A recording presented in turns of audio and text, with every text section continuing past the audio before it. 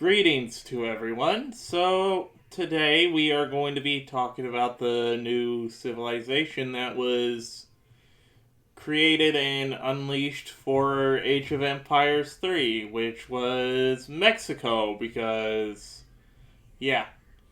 So, Mexico is now an official part of the game. Technically, it kind of was already there through, I think it was the second campaign mission of the third part of the original campaign trilogy thing. I'm not sure what you describe it, but I do recall there being a Mexico in there that you would fight against. Now, this civilization doesn't really play much like that, but it's still worth pointing out. Now, Mexico is interesting in this game because, first, before we go on to some of the things, maybe I should go over the unique units it gets. Now, Mexico is similar to the US. Instead of having an actual explorer, has a general, which does similar things, like it has a one-shot kill option for treasure guardians, but you can also plant flags to inspire other units, which is nice because it either will raise attack or defense or something. And another difference is instead of town centers, generals tend to only be able to make forts and trading posts. Oh yeah, forts are something they can build, which is actually not too bad, but they aren't the fastest builders, so you kind of want to make sure you have your general well protected if you're going to start building a fort somewhere. And you still have the low build limit for forts, so it's a benefit with a few drawbacks, but it's not like it's the first civilization that could build forts. I'm pretty sure Russia has that ability too, with some of its units. And along with the general, you also have another hero-type character known as a padre, which is the Mexican replacement for priests, believe it or not. So it can heal along with shoot and stab things, which, healing, shooting, and stabbing, those things really go together. Next up, you have the insurgent, which is essentially a pikeman, but they use whatever they can find, like pitchforks and hoes and anything, and they are apparently good against buildings and cavalry. And they're very cheap, considering they only cost 80, or I think it was 65 food last I checked. Let me look. Yep, 65 food. Along with the fact that you can actually train them in 10s rather than 5s. So, click the thing 10 times, it won't force you to start another queue. Which means you can pump a bunch of them out really quickly if you need to. As you can imagine, they are somewhat easy to take down, but hey, take what you can get with some things. Next up is the Saltador, who is stealthy ranged infantry, so good against infantry. And one of the special things about it is that it can reveal the units that it damaged around it in a radius, so that's very helpful, especially considering the AI doesn't always train things to heal up its units, so you can easily set up ambushes with them. It's actually a nice little feature. And finally, on the infantry side, you got the Soldado. If I am mispronouncing things, I'm sorry, but not sorry. They are essentially a 2-pop infantry, a musketeer. So, musketeers in the game are typically the ranged infantry that can do well against cavalry. And they fall into that category, except they also have grenades, so they can do something against buildings and stuff. However, unlike most musketeers, they take up 2 populations, so yeah, you can't train as many of them as you want. On the cavalry side, Mexico has access to these things called Chinacos.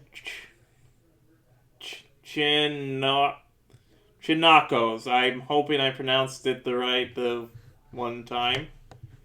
But which are essentially lance infantry that are good against skirmishers and somewhat good against cavalry.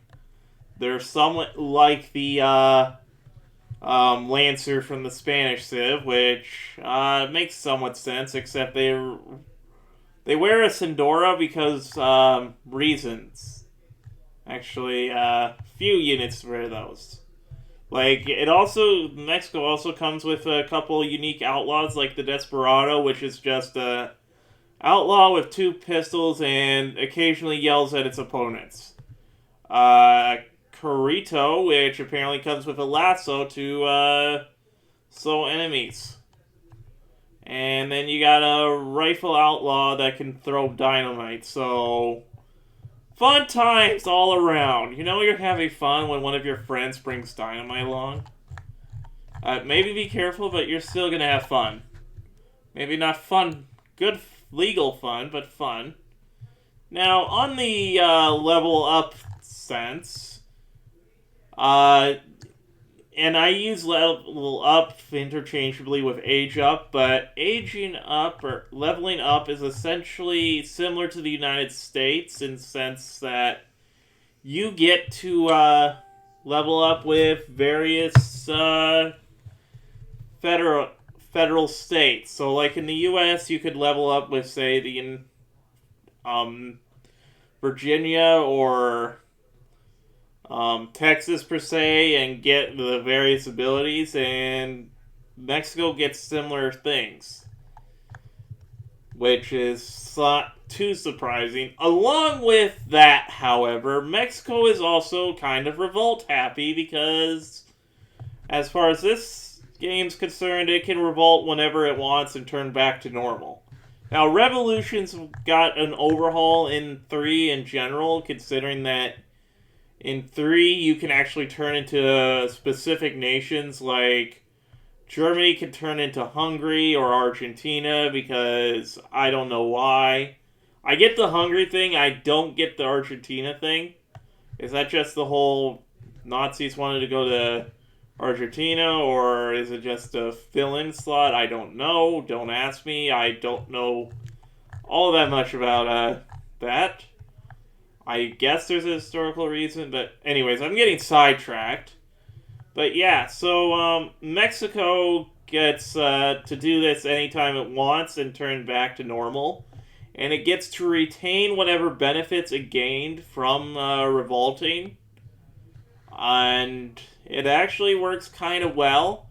The only downside, really, is that you can't actually, it tends to just count as you skipping an age. So if you, say, are in the Comrades age, and you revolt to, say, Central America, which is one of the options, and then you turn back into Mexico, then you're in the Industrial Age, but whatever improvements you would have gotten in the, what's it called, the Fortress Age, you won't really get. And I'm not sure if it's supposed to be that way or if that's just a glitch. But yeah, it can leave you in a sort of sore spot if you aren't careful with that. Overall, it's a nice feature, it's just not perfect. And honestly, I could see people gearing their strats around doing it in a certain way over another. And there are probably many more aspects, like the fact that instead of church, Mexico gets a cathedral, which has unique benefits, like giving it tech that gives you 5 XP for every unit you lose, which is actually not too bad, or the age up thing. there's also the fact that it can train multiple saloons, which means you can actually train a lot more units there than you normally can. And the 3-in-1 livestock pen, plantation, and farm, which is called the Hansada. I hope I don't get flagged for mispronouncing stuff. But yeah, which can slowly produce villagers and along with units, along with cows and resources, which honestly gives it a nice feature, especially with certain improvements you can give it. And yeah, overall, Mexico is a fun civilization. And now I have to play an interesting game because while I like the civilization, I will wholeheartedly admit it's not the first nation I would have chosen to add to the game. Because, well, Mexico isn't the first thing you'd come up with when you think of the colonial time period. Then again, though, I didn't expect them to throw the United States into the mix, so I guess it works. There is the little weirdness with the fact that Mexico has the same land that the Aztecs once occupied, which is also a civ in the game, but I can't complain too much because Age of Empires tends to have their games signifying a time period rather than anything else. So it's not the most outrageous thing to do. And I will say this, there are civs I think could have probably deserved a slot more than the Mexicans, or Mexico, or whatever you want to say. Like, say, the Cherokee I think should get a civ, or Poland, or Italy. But while it's not the most expected civ in the game, I'm not going to complain because it actually opens a lot more doors than you would have expected. Because now they have an excuse to do things like, oh, I don't know, let's throw Brazil into the mix. Let's throw maybe Argentina too. Yes, I know I've already made fun of Argentina being a thing in the game, but just go with it. Like, now they have a little more of a time period they can work with reasonably, because Mexico stands as the latest nation that was formed to be added into the game. And also, with what fun I can have with it, it's a good sign that they're at least trying to keep a eye on 3. Which is pretty good considering it was the one I expected them to abandon the most. So the fact that they are still going to make content for 3 is fosters good feelings, to say the least. I wouldn't call Mexico my favorite civilization in the game. That goes to the Hausa, just because the Hausa are fun. And the Ethiopians probably are also nice because they get regular access to Gatling gun camels. And before you say anything, no, I am not making that up. But yeah, other than that, I give the Mexico Civ a thumbs up overall. Nice new bit of content. And I hope that it means that the 3 is still going to get attention going forward. But other than that, I hope you all enjoyed. Follow me in the links below. And yeah, don't be stupid and whatever else.